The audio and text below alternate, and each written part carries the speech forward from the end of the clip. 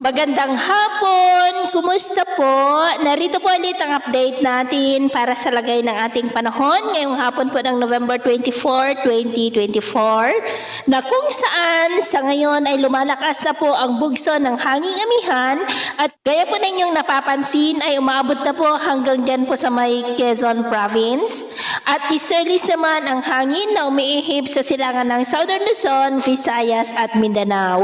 At ang shear line po ay nag-i-extend hanggang dyan po sa silangan ng Bicol Region at sa ating long range forecast ay wala pa rin naman pong bagyo na namamataan na tatawid po dito sa ating kalupaan. Posibleng hanggang sa matapos ang buwan na ito ay nananatili na storm free po tayo.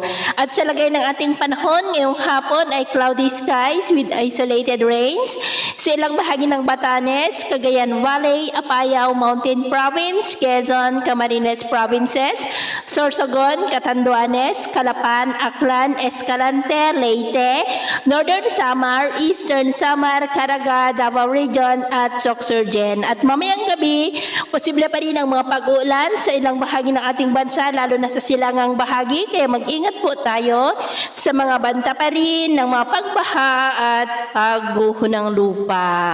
Sa atin naman pong mga baybayin, dahil po sa amihan ay iwasan na muna natin ang papalaot sa buong seaboard ng Batanes, buong seaboard ng Babuyan Islands, Cagayan, Ilocos Norte, Ilocos Sur, La Union, Pangasinan, Isabela, dahil ang mga alon dyan ay posible po naabot hanggang sa 3 to 5 meters height. Kaya hanggat maaari ay iwasan na po muna natin ang papalaot dyan sa mga may kulay pula para po mas makaiwas sa mga sakunang pangkaragatan. So ito na latest update natin sa araw na ito. At ako po muli si James na nagsasabing sa kahit na ng pagsubok po na darating sa ating buhay, huwag na huwag po tayong mawawalan ng pag-asa. Thank you and God bless!